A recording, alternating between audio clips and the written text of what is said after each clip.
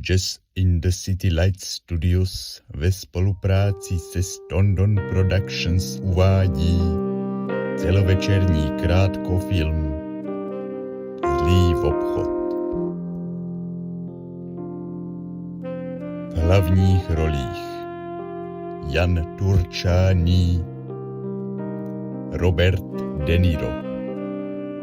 Dále hrají režie, scénář, kamera, střih, hudba.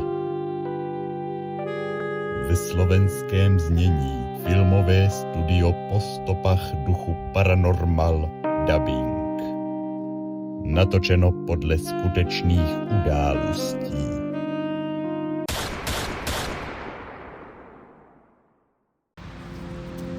Musím nájsť cestu, ako rýchlo zarobiť.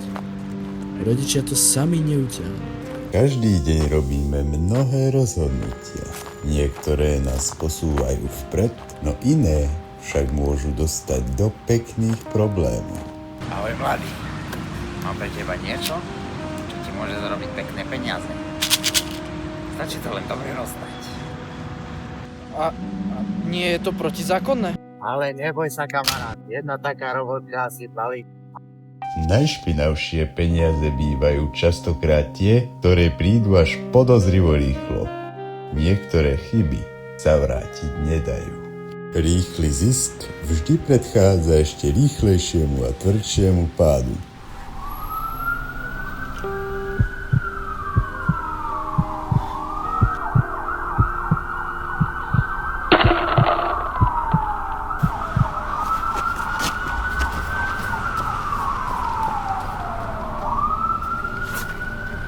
Uži si to, Janko.